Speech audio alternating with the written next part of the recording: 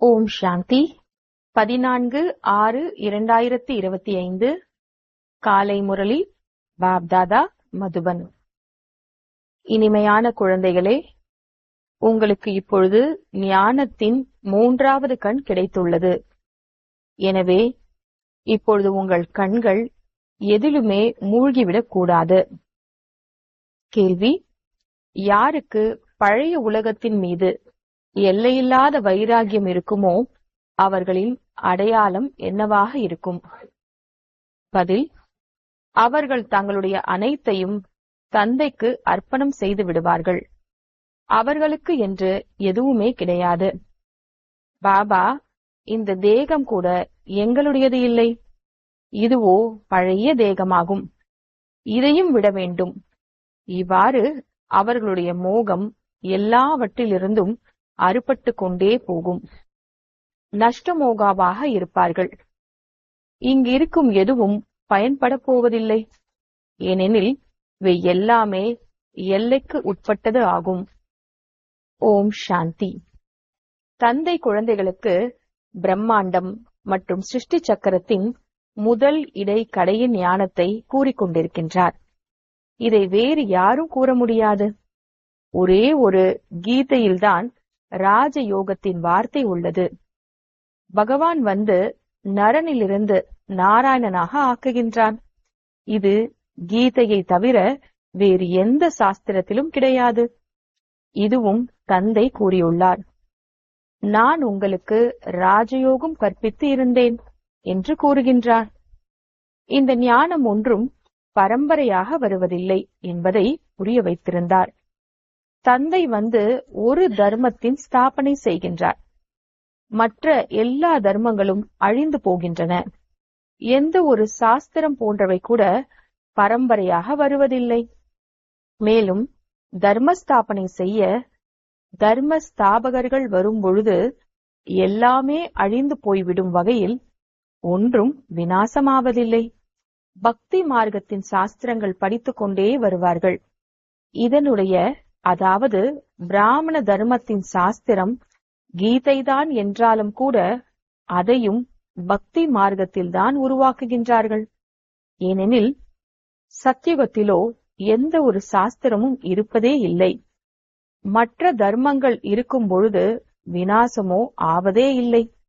புதிய உலகம் ஆகும் வகையில் பழைய உலகம் முடிந்து போவதில்லை, அதுவே வந்து கொண்டு இருக்கும்.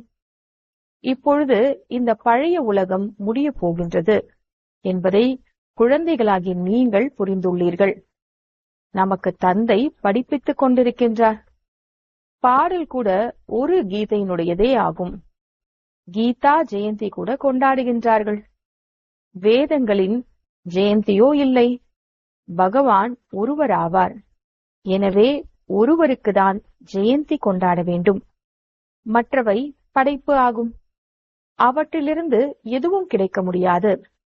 ஆஸ்தி தந்தையிடமிருந்துதான் கிடைக்கிறது.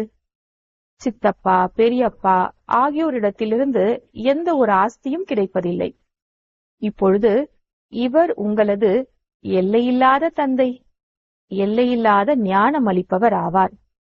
இவர் ஒன்றும் சாஸ்திரத்தை கூறுவது இல்லை. இவை எல்லாமே பக்தி மார்க்கத்தினுடையவை என்று கூறுகின்றார். இவை அனைத்தினுடைய சாரத்தை நான் உங்களுக்கு கூறுகின்றேன். சாஸ்திரம் ஒன்றும் படிப்பு அல்ல. படிப்பின் மூலமாகவோ பதவி கிடைக்கிறது. இந்த படிப்பை தந்தை குழந்தைகளுக்கு கற்பித்துக் கொண்டிருக்கின்றார். பகவான் குழந்தைகளுக்காக கூறுகின்றார்.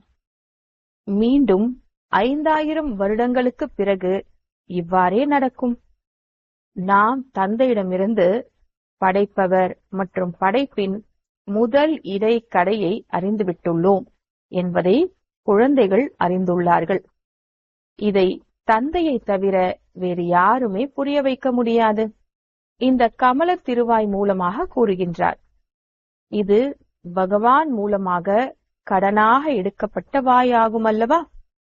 இதற்கு கௌமுக், அதாவது பசுவாய் என்றும் கூறுகின்றார்கள். பெரிய தாய் ஆவார் அல்லவா? இவருடைய வாயிலிருந்து ஞான வாக்குகள் வெளிப்படுகின்றன. தண்ணீரின் ஜலம் அல்ல. பக்தி மார்க்கத்தில் பின் பசு வாயிலிருந்து ஜலம் வருவதாக காண்பித்துள்ளனர். பக்தி மார்க்கத்தில் என்னென்ன செய்கின்றார்கள் என்பதை இப்பொழுது குழந்தைகளாகி நீங்கள் புரிந்துள்ளீர்கள்.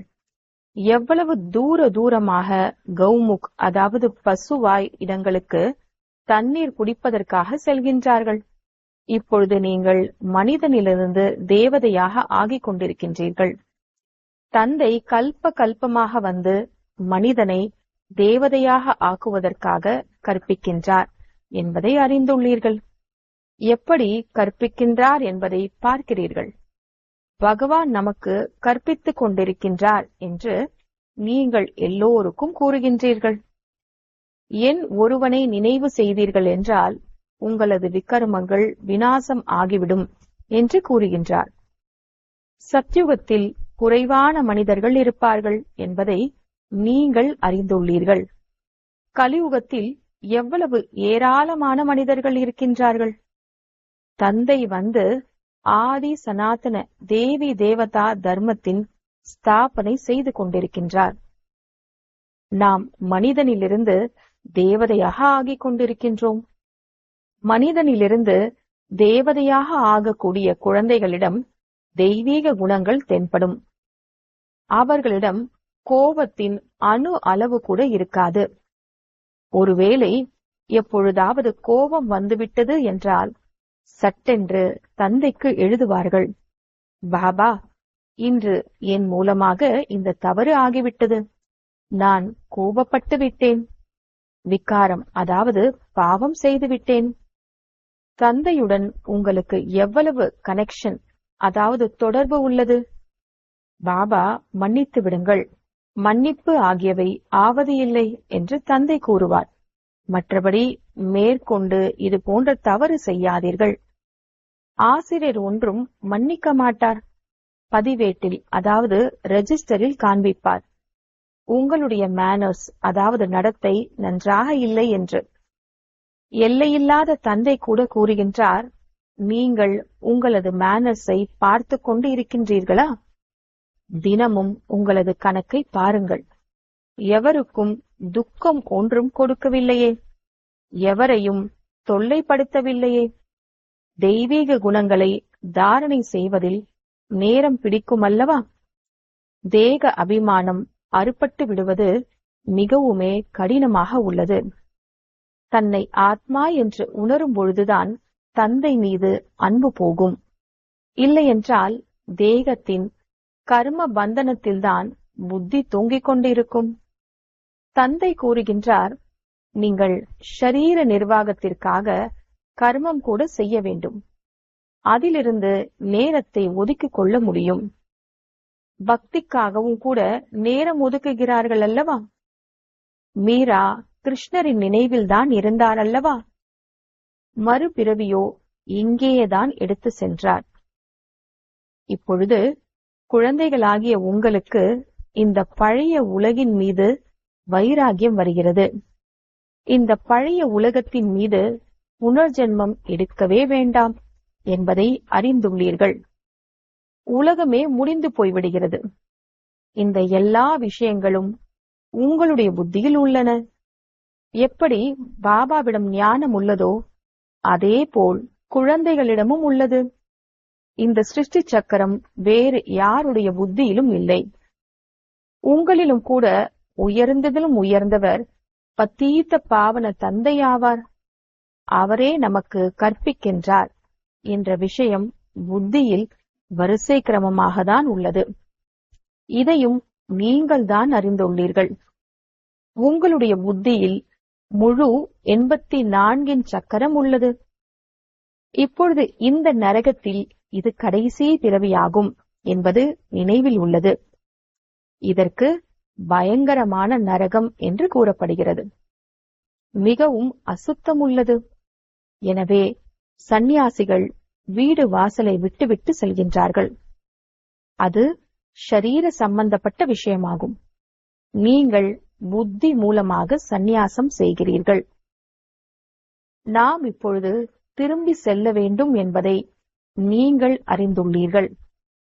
எல்லாவற்றையும் மறக்க வேண்டியுள்ளது. இந்த பழைய சீச்சி உலகம் முடிந்துவிட்டுள்ளது. வீடு பழையதாக ஆகிவிடும் பொழுது, புதியது கட்டப்பட்டு தயாராகிவிடும் பொழுது இந்த வீடு இடிந்து போய்விடத்தான் போகிறது என்பது மனதில் தோன்றுகிறதல்லவா? இப்பொழுது குழந்தைகளாகி நீங்கள் படித்துக் கொண்டிருக்கிறீர்கள் அல்லவா? புது உலகத்தின் ஸ்தாபனை ஆகிக் கொண்டிருக்கிறது என்பதை அறிந்துள்ளீர்கள். இப்பொழுது சிறிது தாமதம் உள்ளது. நிறைய குழந்தைகள் வந்து கற்பார்கள். புதிய வீடு இப்பொழுது அமைக்கப்பட்டு கொண்டிருக்கிறது. பழையது இடிந்து கொண்டே போய்கொண்டிருக்கிறது. இனி மீதம் ஒரு சில நாட்கள் உள்ளன. உங்களுடைய புத்தியில் இந்த எல்லையில்லாத விஷயங்கள் உள்ளன. இப்பொழுது நமக்கு இந்த பழைய உலகத்தின் மீது மனம் ஈடுபடுவது இல்லை. இவை எதுவுமே கடைசியில் உதவப் போவதில்லை. நாம் இங்கிருந்து போக விரும்புகின்றோம். பழைய உலகத்தின் மீது மனதை ஈடுபடுத்தக் கூடாது என்று தந்தையும் கூறுகின்றார். தந்தையாகிய என்னையும் வீட்டையும் நினைவு செய்தீர்கள் என்றால் விக்கர்மங்கள் விநாசமாகும். இல்லையென்றால் நிறைய தண்டனை வாங்குவீர்கள். பதவியும் மோசமாக ஆகிவிடும். நாம் 84 பிறவிகள் அனுபவித்தோம். இப்பொழுது தந்தையை நினைவு செய்ய வேண்டும். அப்பொழுது விக்கர்மங்கள் விநாசமாகும் என்ற கவலை ஆத்மாவிற்கு ஏற்பட்டுள்ளது. தந்தையின் வழிப்படி நடக்க வேண்டும். அப்பொழுதுதான் சிறந்த வாழ்க்கை அமையும். தந்தை உயர்ந்ததிலும் உயர்ந்தவராவார். இதுவும் நீங்கள்தான் அறிந்துள்ளீர்கள். தந்தை நல்ல முறையில் நினைவூட்டுகின்றார். அவர் எல்லையில்லாத தந்தைதான், ஞானக்கடலாவார். அவரே வந்து கற்பிக்கின்றார். இந்த படிப்பையும் படியுங்கள். ஷரீர நிர்வாகத்திற்காக எல்லாமே செய்யுங்கள். ஆனால் ட்ரஸ்டியாகி இருங்கள் என்று தந்தை கூறுகின்றார். எந்த குழந்தைகளுக்கு பழைய உலகத்தின் மீது எல்லையில்லாத வைராகியம் இருக்குமோ அவர்கள் தங்களுடைய அனைத்தையும் தந்தைக்கு சமர்ப்பணம் செய்து விடுவார்கள். நம்முடையது என்று எதுவும் இல்லை. பாபா, இந்த தேகம் கூட எங்களுடையது இல்லை. இதுவோ பழைய உடலாகும். இதையும் விட வேண்டும். எல்லாவற்றிலிருந்தும் மோகம் அறுபட்டு கொண்டே போகிறது. நஷ்ட மோகா, அதாவது மோகத்தை நீக்கியவராக ஆக வேண்டும். இது எல்லையில்லாத வைராகியமாகும். அது எல்லைக்கு உட்பட்ட வைராகியமாகும். நாம் ஸ்வர்க்கம் சென்று நமது அரண்மனைகளை கட்டுவோம் என்பது புத்தியில் உள்ளது. இங்கு இருக்கும் எதுவுமே உதவ போவதில்லை. ஏனெனில் இவை எல்லாமே எல்லைக்கு உட்பட்டதாகும். நீங்கள் இப்பொழுது எல்லையிலிருந்து வெளியேறி எல்லைக்கு அப்பால் செல்கின்றீர்கள். உங்களுடைய புத்தியில் இந்த எல்லையில்லாத ஞானம்தான் இருக்க வேண்டும். இப்பொழுது வேறு எதிலுமே கண்கள் மூழ்குவது இல்லை. இப்பொழுதோ நமது வீட்டிற்கு செல்ல வேண்டும். கல்ப கல்பமாக தந்தை வந்து நமக்கு கற்பித்து கூடவே அழைத்து செல்கின்றார். உங்களை பொறுத்தவரை இது ஒன்றும் புதிய படிப்பு கிடையாது. கல்ப கல்பமாக நாம் படிக்கின்றோம் என்பதை நீங்கள் அறிந்துள்ளீர்கள். உங்களிலும் கூட வரிசைப்படியாக உள்ளீர்கள். முழு உலகத்தில் எவ்வளவு ஏராளமான மனிதர்கள் உள்ளார்கள். ஆனால் உங்களுக்கு தெரியுமா என்ன? மெல்ல மெல்ல இந்த பிராமணர்களின் விருட்சம் வளர்ந்து கொண்டே போகிறது. நாடக திட்டப்படி ஸ்தாபனை ஆகவே வேண்டி உள்ளது. நம்முடையது ஆன்மீக அரசாங்கமாகும் என்பதை குழந்தைகள் அறிந்துள்ளார்கள். நாம் திவ்ய திருஷ்டி மூலமாக புதிய உலகத்தை பார்க்கின்றோம். அங்குதான் செல்ல வேண்டும். பகவான் கூட ஒருவராவார். அவரே கற்பிப்பவராவார். அச்சமயம் உண்மையில் போர் கூட மூண்டிருந்தது. ஆகவே தர்மங்களின் விநாசம் மற்றும் ஒரு தர்மத்தின் ஸ்தாபனை ஆகியிருந்தது. நீங்களும் அதே ஆத்மாக்கள் ஆவீர்கள். கல்ப கல்பமாக நீங்கள்தான் படித்துக் கொண்டே வந்துள்ளீர்கள். ஆஸ்தி பெற்றுக்கொண்டே வந்துள்ளீர்கள். புருஷார்த்தம், அதாவது முயற்சி ஒவ்வொருவரும் அவரவருடையதை செய்ய வேண்டும். இது எல்லையில்லாத படிப்பு ஆகும். இந்த கல்வியை வேறு எந்த மனிதனும் கொடுக்க முடியாது. தந்தை ஷா மற்றும் சுந்தர் என்பது பற்றிய ரகசியத்தை கூட புரிய வைத்துள்ளார். இப்பொழுது நீங்கள் சுந்தர், அதாவது அழகாக தூய்மையாகிக் கொண்டிருக்கிறீர்கள் என்பதை நீங்களும் புரிந்துள்ளீர்கள். முதலில் ஷாம், அதாவது கருமையாக தூய்மையற்று இருந்தீர்கள். கிருஷ்ணர் மட்டும் ஒருவர் தனியாக இருந்தாரா என்ன? முழு ராஜதானி இருந்தது அல்லவா? நரகவாசியிலிருந்து ஸ்வர்கவாசி ஆகிக் கொண்டிருந்தீர்கள் என்பதை இப்பொழுது நீங்கள் புரிந்துள்ளீர்கள். நரகவாசியிலிருந்து ஸ்வர்கவாசி ஆகிக் கொண்டிருக்கிறீர்கள் என்பதை இப்பொழுது நீங்கள் புரிந்துள்ளீர்கள். இப்பொழுது உங்களுக்கு இந்த நரகத்தின் மீது வெறுப்பு வருகிறது. இப்பொழுது நீங்கள் புருஷோத்தம சங்கம் யுகத்தில் வந்துவிட்டுள்ளீர்கள். இவ்வாறு ஏராளமானோர் வருகின்றார்கள். இவர்களில் யார் முந்தைய கல்பத்தில் வெளிப்பட்டிருந்தார்களோ அவர்களேதான் மீண்டும் வெளிவருவார்கள்.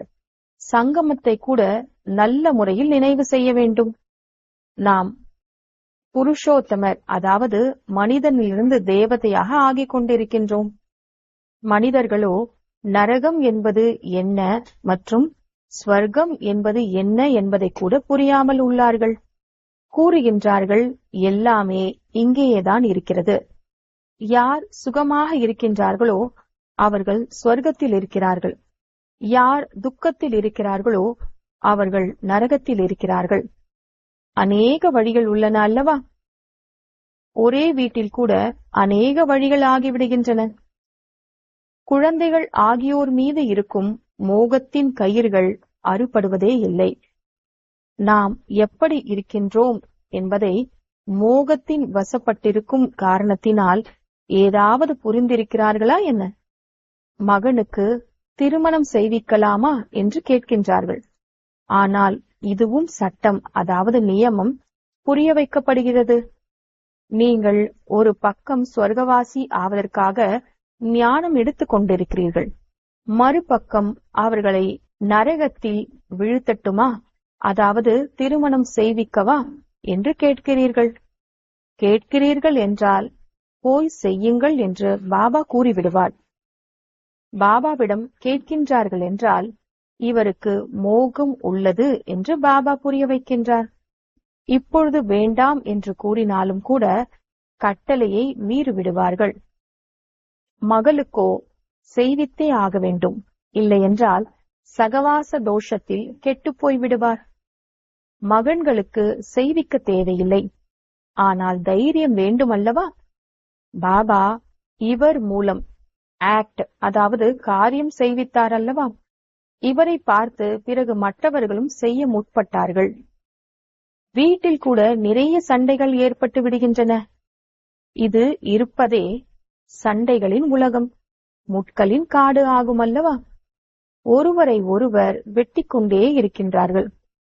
ஸ்வர்க்கத்திற்கு கார்டன், தோட்டம் என்று கூறப்படுகிறது. இது காடு ஆகும். தந்தை வந்து முட்களில் இருந்து மலராக ஆக்குகின்றார்.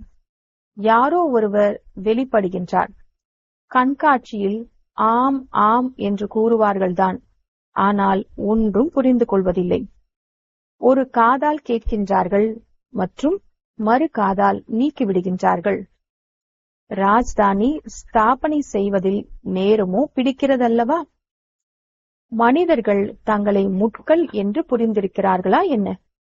இச்சமயம் முகத்தோற்றம் மனிதனை போல இருந்தாலும் கூட சரி, ஆனால் சீரத், அதாவது குணங்கள் குரங்கை விடவும் கேவலமாக உள்ளன. ஆனால் தங்களை அவ்வாறு உணர்ந்திருப்பதே இல்லை. எனவே தங்களது படைப்பிற்கு புரிய வைக்க வேண்டும் என்று தந்தை கூறுகின்றார். புரிந்து கொள்வதில்லை என்றால் பின் விரட்டிவிட வேண்டும். ஆனால் அந்த வலிமை வேண்டுமல்லவா? மோகத்தின் புழுக்கள் எவ்வளவு பிடித்திருக்கும் என்றால் அது வெளியேறி போவதே இல்லை. இங்கோ நஷ்டமோகா, அதாவது மோகத்தை நீக்கியவர் ஆக வேண்டும். என்னுடையவர் ஒரே ஒருவர், வேறு யாரும் இல்லை. இப்பொழுது தந்தை அழைத்து செல்ல வந்துள்ளார். பாவனமாக, அதாவது தூய்மையாக ஆக வேண்டும். இல்லை என்றால் மிகவுமே தண்டனை வாங்குவார்கள். பதவி கூட மோசமாக போய்விடும். இப்பொழுது தங்களை சத்தோ பிரதானமாக ஆக்க வேண்டும் என்ற கவலைதான் ஏற்பட்டுள்ளது. சிவனுடைய கோயிலுக்கு போய் நீங்கள் புரிய வைக்கலாம். பகவான் பாரதத்தை ஸ்வர்க்கத்தின் அதிபதியாக ஆக்கியிருந்தார். இப்பொழுது அவர் மீண்டும் ஆக்கிக் கொண்டிருக்கின்றார். என் ஒருவனை நினைவு செய்யுங்கள் என்று மட்டுமே கூறுகிறார். நல்லது. இனிமையிலும் இனிமையான, காணாமல் போய் வெகு காலம் கழித்து கண்டெடுக்கப்பட்ட குழந்தைகளுக்கு தாய் தந்தை பாப்தாதாவின் அன்பு நினைவுகள் மற்றும் காலை வணக்கம். ஆன்மீக குழந்தைகளுக்கு ஆன்மீக தந்தையின் நமஸ்காரம். ஆன்மீக தந்தைக்கு ஆன்மீக குழந்தைகளின் நமஸ்காரம். தாரணைக்கான முக்கியமான சாரம். தாரணைக்கான முக்கிய சாரம். முதலாவது, இந்த பழைய உலகத்தின் மீது எல்லையில்லாத வைராகியம் உடையவராகி தனது அனைத்தையும் அர்ப்பணம் செய்துவிட வேண்டும். நம்முடையது என்று எதுவுமே இல்லை. இந்த தேகம் கூட நம்முடையது இல்லை. இவற்றிலிருந்து மோகத்தை துண்டித்து நஷ்ட மோகா, அதாவது மோகத்தை நீக்கியவர் ஆக வேண்டும். இரண்டாவது, ஒரு பொழுதும் ரெஜிஸ்டரில் கரை ஏற்பட்டுவிடும் வகையில் அப்பேற்பட்ட எந்த ஒரு தவறும் செய்யக்கூடாது. அனைத்து தெய்வீக குணங்களையும் தாரணை செய்ய வேண்டும். உள்ளுக்குள் கோபம் சிறிதளவு கூட இல்லாதிருக்கட்டும். வரதானம்: சொல், சிந்தனை மற்றும் செயல், இந்த மூன்றையும் சமமானதாக ஆக்கக்கூடிய ஞான சொரூப ஆத்மா ஆகுக. சொல், சிந்தனை மற்றும் செயல், இந்த மூன்றையும் சமமானதாக ஆக்கக்கூடிய ஞான சொரூப ஆத்மா ஆகுக. விளக்கம்: இப்பொழுது வானப்பிரஸ்த நிலையில் செல்வதற்கான சமயம் சமீபத்தில் வந்து கொண்டிருக்கிறது. எனவே பலவீனங்களாகிய எனது மற்றும் வீணானவற்றின் விளையாட்டை முடிவடைய செய்து சொல், சிந்தனை மற்றும் செயலை சமமாக ஆக்குங்கள். அப்பொழுதே ஞான சொரூபமானவர்கள் என்று கூற முடியும். யார் அப்பேற்பட்ட ஞான சொரூபமான ஞானம் நிறைந்த ஆத்மாக்களாக இருக்கின்றார்களோ அவர்களுடைய ஒவ்வொரு கர்மம், சம்ஸ்காரம், குணம் மற்றும் கடமையும் சக்திசாலியானதாக தந்தைக்கு சமமாக இருக்கும். அவர்கள் ஒரு பொழுதும் வீணானவற்றின் விசித்திரமான விளையாட்டை விளையாட முடியாது. சதா பரமாத்மாவை சந்திக்கும் விளையாட்டில் பிஸியாக இருப்பார்கள். ஒரு தந்தையுடனான சந்திப்பை கொண்டாடுவார்கள் மற்றும் பிறரையும் தந்தைக்கு சமமாக ஆக்குவார்கள். ஸ்லோகன்: சேவையினுடைய ஊக்கம் சின்ன சின்ன வியாதிகளை அழித்து விடுகின்றது. சேவையினுடைய ஊக்கம் சின்ன சின்ன வியாதிகளை அழித்து விடுகின்றது. அவ்யக்த இஷாரா: ஆத்மீக ஸ்திதியில் நிலைத்திருப்பதற்கான அபியாசம் செய்யுங்கள். உள்முக நோக்குள்ளவர் ஆகுங்கள். வாய் மற்றும் மனதை மௌனமாக வைத்திருப்பவர்களே உள்நோக்கு முகமுடையவர்கள் ஆவார்கள். வாயினுடைய மௌனத்தையோ உலகத்தினரும் கூட மேற்கொள்கின்றனர். ஆனால் இங்கே வீணான சங்கல்பம் செய்யாமல் மனதை மௌனமாக்க வேண்டும். எவ்வாறு டிராபிக் கண்ட்ரோல் செய்யும் பொழுது வீணானவற்றின் டிராபிக், அதாவது போக்குவரத்தை கட்டுப்படுத்துகிறீர்களோ அவ்வாறே இடையிடையில் ஒரு நாள் மனதின் வீணானவற்றின் டிராபிக்கை கண்ட்ரோல் செய்யுங்கள். ஓம் சாந்தி.